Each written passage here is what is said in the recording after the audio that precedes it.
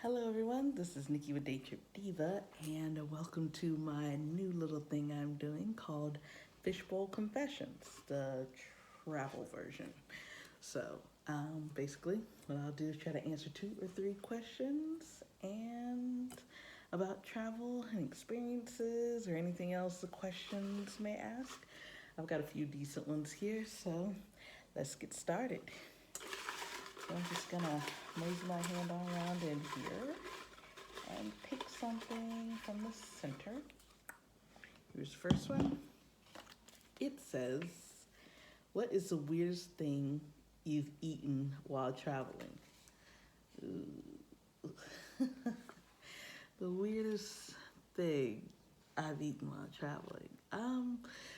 Truth be told, my stomach has a serious sensitivity, and it is very picky against anything new. If it's not like the mainstream things that I usually eat, I get sick. So, um, weirdest thing, I don't really have one, especially while traveling. Especially while traveling, I'm pretty sure plenty of people have dealt with, serious constipation while traveling, and it's always best for you to eat in small portions and eat stuff that's high in fiber.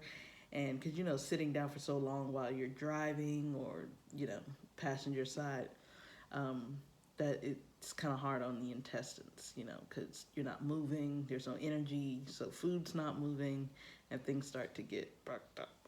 So I try to stick to stuff that's just that my stomach knows. So um, I won't say it's weird, but it's not in my mainstream. I had clam chowder, so I'm not a big fan of eating clams, oysters either. So I guess the strangest thing would be clam chowder. I had it in Connecticut, I believe. I had a delivery going there, and I had lobster tail. I mean, not lobster tail. Lobster roll, the main lobster roll, and clam chowder. And even though I guess you could say it was the weirdest thing because it's definitely not a part of my mainstream diet, it was fantastic.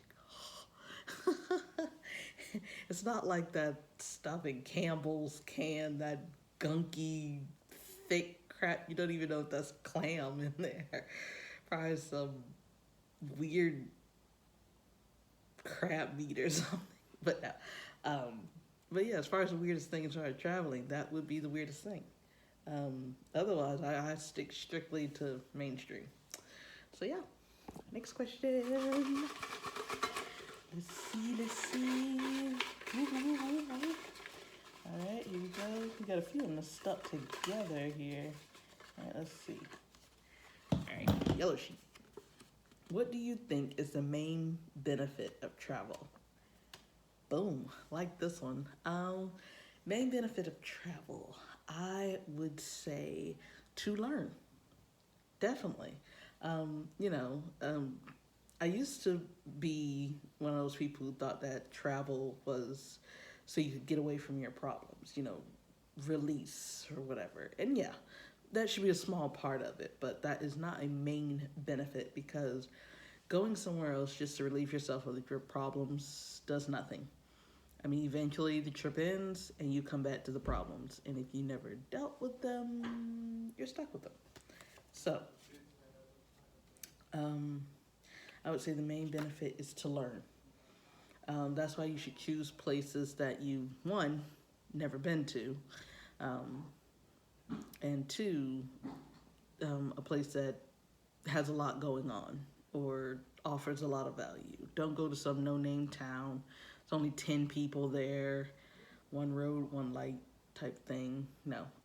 You should go to places where they have events, festivals, where I guess there's some kind of history there that they celebrate and honor and things like that because that history has shaped the atmosphere of the place and you could learn how this place has grown since that history began. If it was founded by some red coat or whatever, and and they used to do these type traditions, and now you can see as the years gone on what type of traditions has evolved from it, but they still continue to keep certain traditions there.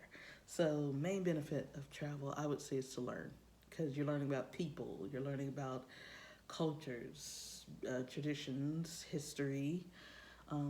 That is the true value of travel. If you're not learning at least one of those things when you're out traveling, I'd say it's almost pointless. Because even if you're going to some beach where you're going to drink mojitos or whatever, like try to immerse yourself in other things. You know, just going somewhere just to get away from your problems is not a benefit of travel. It's actually a sad excuse to escape reality. You know, you spend all this money just so you could drink mojitos on a beach in another location when you could have just turned on a ocean app on your phone and fixed your own mojito and saved yourself a couple grand. So yeah, I mean, if you're gonna be traveling, the benefit should be in learning something and coming back with some new knowledge, and you never know, it'll open your eyes up to something else. All right, last one. Bum, bum, bum, bum, bum. All right, I gotta try to get these papers. They're connected to each other. I have to rake it a bit here. See, 10 of them connected to each other. All right, let's see. Pink. There's no category. It's just, what was your first trip like? Guess we could depend on what age I was, because technically my first trip was at 8 years old, but that was for a totally different reason. So let's go with the next first trip. I'm gonna go, I'd say that was my first real trip technically, would be the Blue Ridge Mountains again. That was the first real one where I got to experience something other than the typical normal stuff that I usually travel. I live in Florida, so you see one beach, you've seen them all, you know? And it's not like Universal Studios or Orlando or something like that, you know, where everything looks the same. Walmarts, Targets, you know, all the stores are the same, all the malls are the same, everything's the same.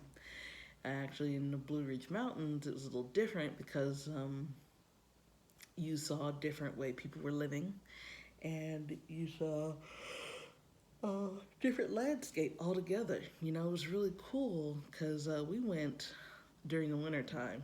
Yeah, that sucked. During the winter time, so we saw this ice and snow, and it was cold, and then it was hot, and the hiking was insane hard.